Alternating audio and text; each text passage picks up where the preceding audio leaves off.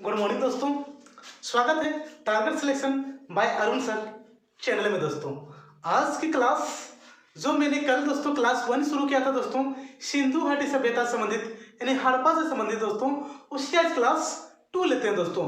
तो उससे पहले क्लास 1 में हमने क्या पढ़ा दोस्तों, अगर आप नहीं देखे हैं दोस्तों तो यूट्यूब चैनल को सर्च कीजिए टारगेट सिलेक्शन और वीडियो को पहला क्लास देख लीजिए दोस्तों।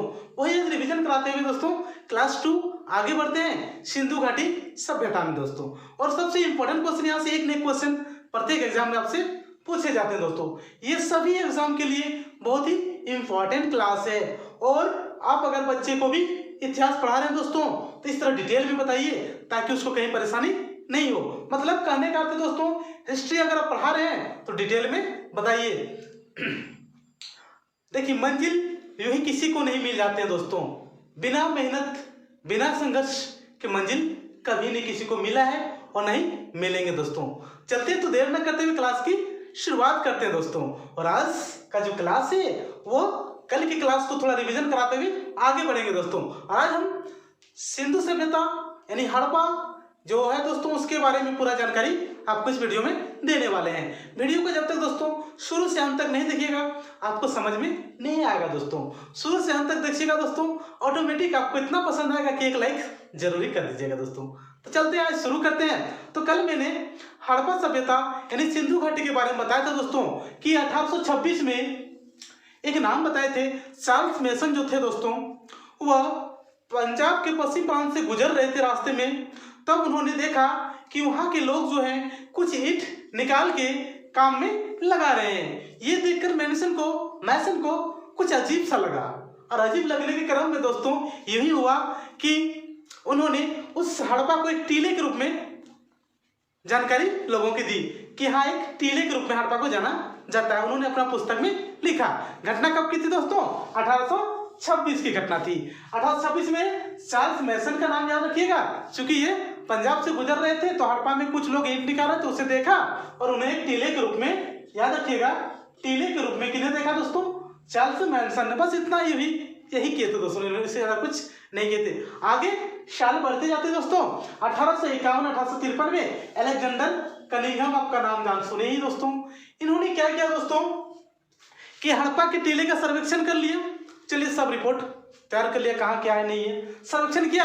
उसके बाद 1856 में होता क्या दोस्तों कि 1856 में इन्होंने मानचित्र हड़प्पा का तैयार कर देता दोस्तों। हड़प्पा का जो मानचित्र है दोस्तों ये कनिंघम साहब सबसे पहले तैयार किए थे दोस्तों, आपको ये ध्यान में रखनी है सर। और बात करें भारतीय पुरातत्व के जनक जो है दोस्तों, उसे कनिंघम साहब को कहा जाता है। ये बात मैंने कल ही क्लास में डिस्कस की है दोस्तों, अगर नहीं देखे तो चैनल में जाके देख लीजिएगा। 1851-53 के बाद दोस्तों आते हैं 1856 में ही बर्टन बंधु, नाम सुने होंगे, मतलब William Burton and James Burton, दोनों ही लाहौर से कराची तक दोस्तों क्या हो रहा था, रेलवे लाइन बिछाई जा रही थी दोस्तों, उसमें दोनों लोग देख रेख कर रहे थे। तो उन्होंने भी देखा कि वहां के जो लोग हैं ना दोस्तों बहुत सारे ईंटों को निकाल के काम में लगा रहे हैं। तो ये जानकारी इससे सहा नहीं गया, इन्होंने ये जानकारी कनिंघम साहब को दे दिया दोस्तों। ये जानकारी किसको दे दिया दोस्तों? कनिंघम साहब को ये जानकारी उन्होंने दे दी। और उसी समय का जो शासक था दोस्तों, उस समय का शासक की बात करें तो उस समय का शासक था दोस्तों कर्जन।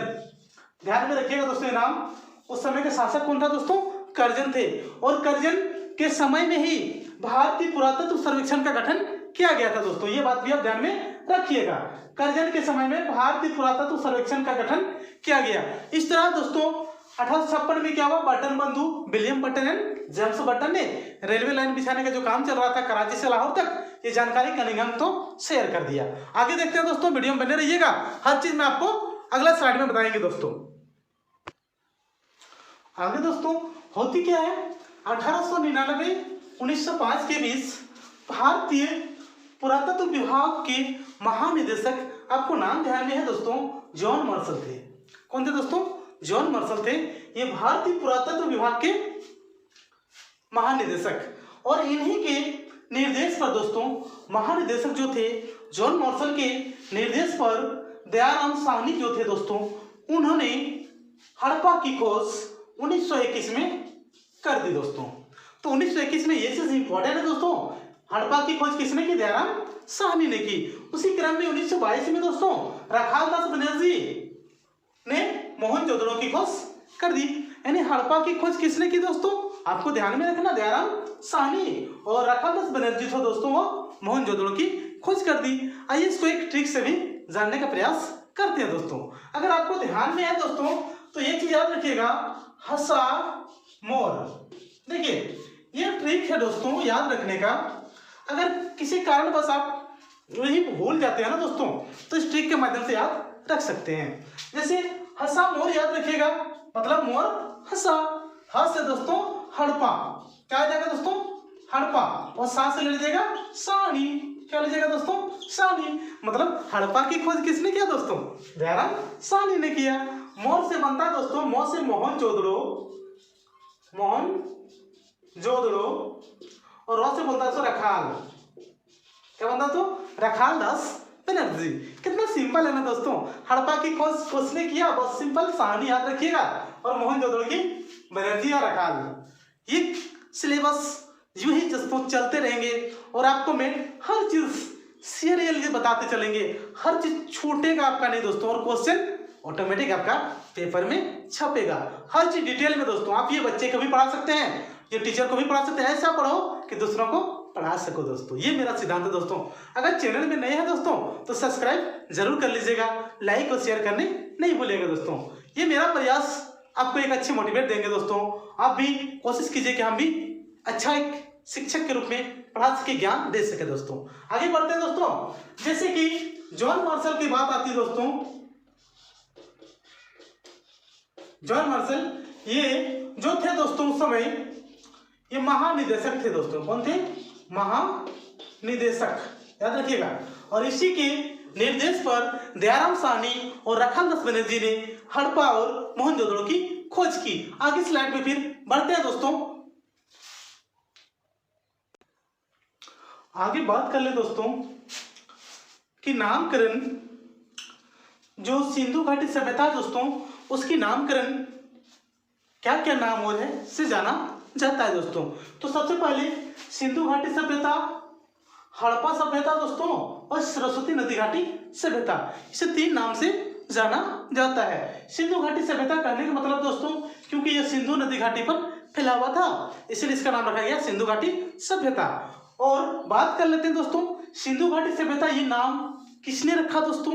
ये सबसे पहले हमें जानना जरूरी है, जानना तो जरूरी है दोस्तों, क्योंकि कोई भी चीज को छोड़ दीजिएगा तो छूट जाता है। हर चीज को मैं इस फैक्ट में जमा करने की कोशिश कर रहा हूं ताकि एक भी क्वेश्चन आपका छूटे नहीं दोस्तों।